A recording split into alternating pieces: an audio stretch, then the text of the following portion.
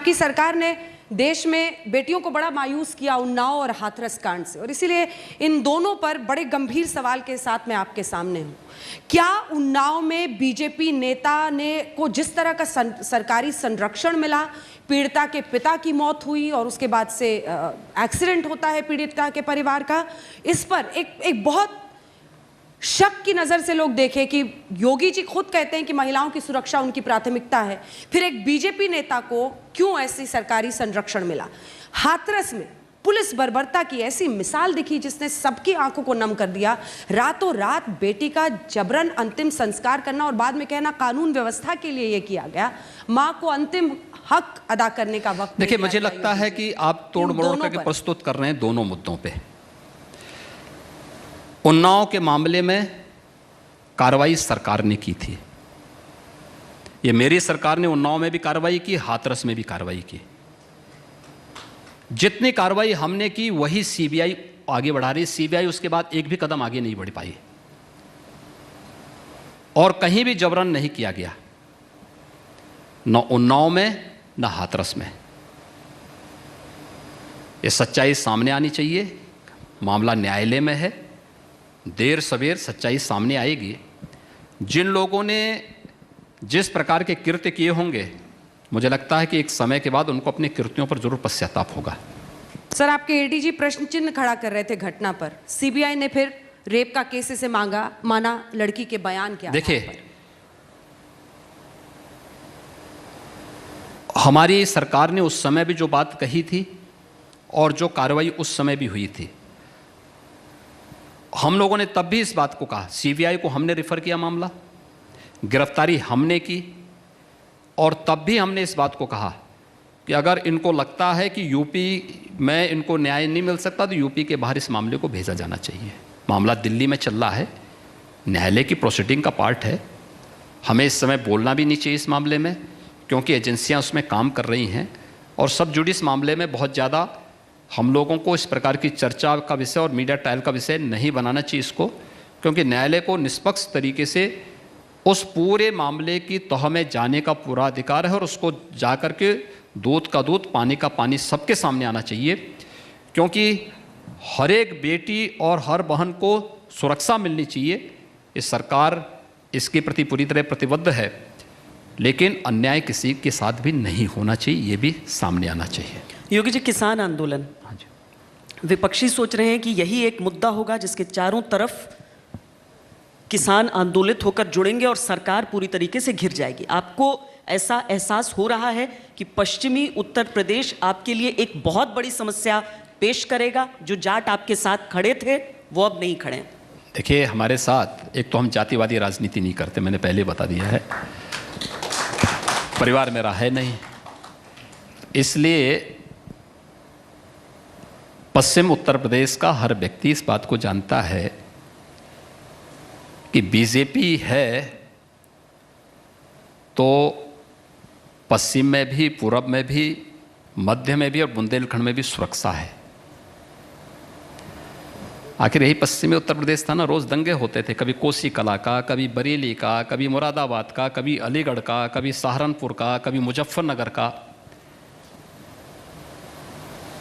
जो लोग किसान आंदोलन को जाति के साथ जोड़ रहे हैं, मुजफ्फरनगर में शहीद हुए उन नौजवानों के साथ वो धोखा नहीं कर रहे हैं क्या, जिनकी निर्मम हत्या हुई थी और उस समय सत्ता प्रतिष्ठान में कौन लोग बैठे हुए थे?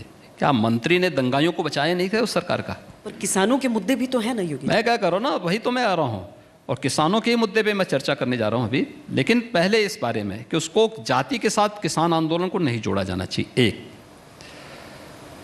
दूसरा, किसानों के हित के लिए जितना काम पिछले 7 वर्ष के दौरान केंद्र की मोदी सरकार ने किया है, आदरणीय प्रधानमंत्री जी के नेतृत्व में जितना कार्य हुआ है, प्रधानमंत्री फसल बीमा योजना इससे पहले क्यों नहीं लागू हो पाई? प्रधानमंत्री कृषि सिंचाई योजना इससे पहले क्यों नहीं लागू हो पाई? एमएसपी का लाभ, एमएसपी घोषित होना ही नहीं, एमएसपी का लाभ किसान को प्राप्त हो, लागत का 1.5 गुना दाम डीबीटी के माध्यम से किसान के अकाउंट में जाए, ये मोदी जी ने लागू करवाया और बीजेपी की उत्तर प्रदेश की हमारी सरकार ने इसको प्रदेश के अंदर इम्प्लीमेंट किया। हर किसान का लाभ मिल रहा है, हर किसान को मिल रहा है। प्रोक्यूरमेंट हमारे आने के पहले, पर गाजीपुर में ही बैठे हैं यूपी। मैं उस पे भी आ रहा हूं। मैं भी 2016, देखिए 2016-17 तो इलेक्शन ईयर था ना। इलेक्शन ईयर में कितना यहाँ पे गेहूं का प्रोक्यूरमेंट हुआ था मालूम आपको?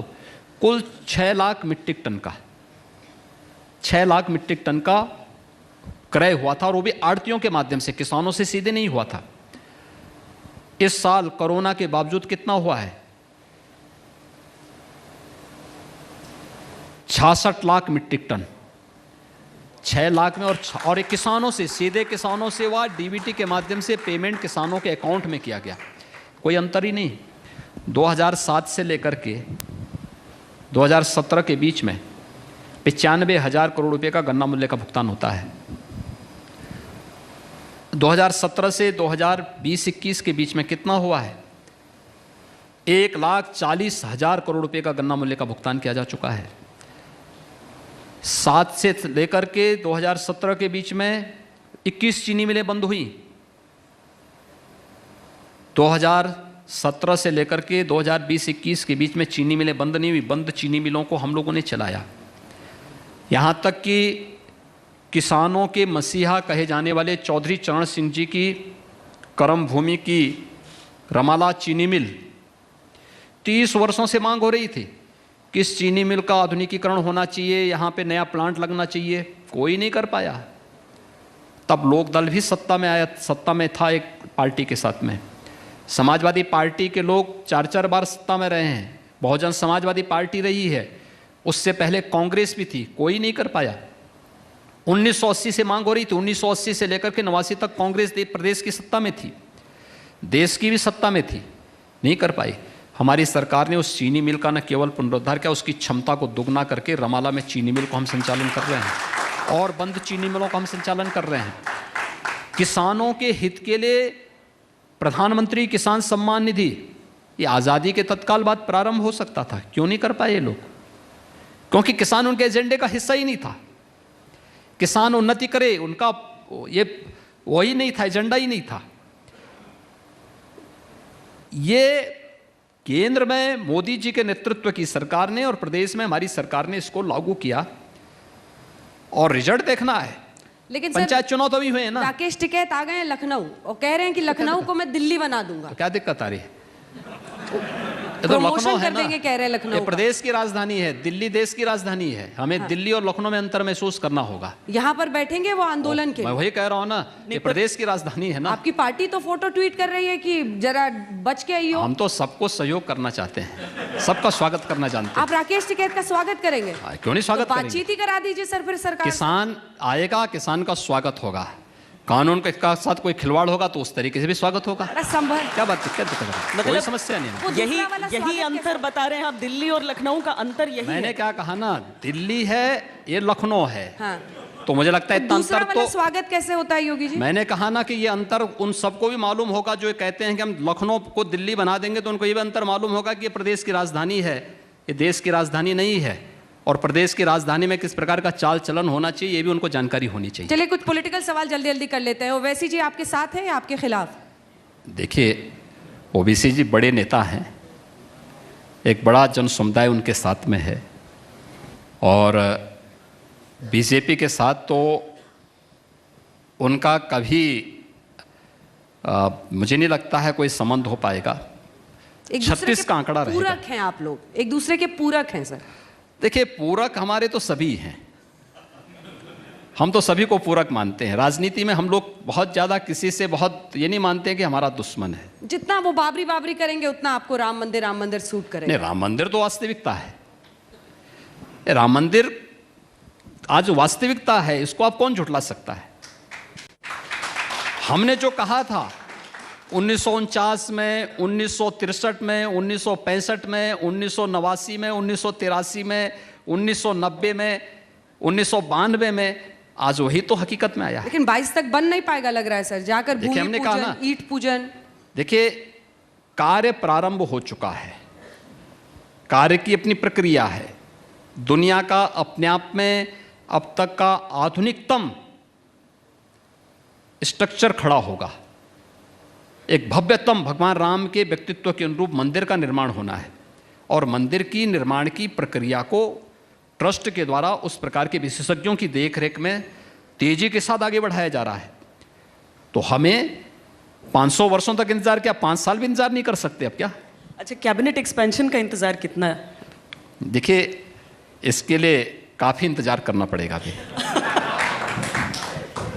योगी जी, अगर प्रियंका गांधी को आपके अगेंस्ट उतारा जाता है कांग्रेस पार्टी की तरफ से, योगी वर्सेस प्रियंका गांधी, मुख्य चुनौती कांग्रेस पार्टी की तौर पे आप देखते हैं या फिर सपा और बसपा ही अभी, क्योंकि अनाउंसमेंट तो हुआ नहीं है ऐसा? वो तो बहुत बड़ी नेता हैं, राष्ट्रीय नेता हैं, प्रदेश में काहे अपनी प्रतिभा को खपाना चाहती है। ये अगर मगर वाला सवाल। आप लोग जो है इतने बड़े प्रतिभाशाली नेताओं का जो अंतर्राष्ट्रीय उसके हैं, ये वो यहाँ पर काफी एक्टिव रह चुकी हैं, पहले भी आ चुकी हैं। जितना उत्तर प्रदेश में आते हैं उससे ज्यादा इटली में गई होंगी संभवतः। सर, उसका ट्रैक तो हमने रखा नहीं है। मीडिया को रखना चाहिए, अच्छा रहेगा। अंतर्राष्ट्रीय नेताओं को अंतर्राष्ट्रीय चुनाव लड़ने चाहिए, राष्ट्रीय स्तर के चुनाव लड़ने चाहिए। प्रदेश के चुनाव छोटे छोटे चुनाव होते हैं। योगी जी, पिछला चुनाव जब उत्तर प्रदेश का हुआ तो कोई चेहरा नहीं था जिस पर चुनाव लड़ा गया था। इस बार प्रधानमंत्री मोदी ने बहुत तारीफ आपकी, तो मतलब जहां भी पहुंचते हैं मंच पर तो मतलब नारे तो मोदी योगी रहता है, लेकिन साथ में प्रधानमंत्री भी 6 बार आपका नाम लिया। हम लोग गिनते हैं चूंकि देखने के लिए कि क्या संकेत आ रहे हैं। गृह मंत्री आपकी बहुत तारीफ कर चुके हैं, जेपी नड्डा जी भी कर चुके हैं।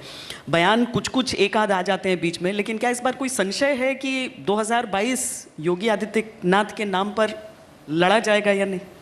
देखिए, मेरा तो मानना है कि भारतीय जनता पार्टी व्यक्तिवादी पार्टी नहीं है। यहां व्यक्ति से बड़ा दल और दल से बड़ा देश है।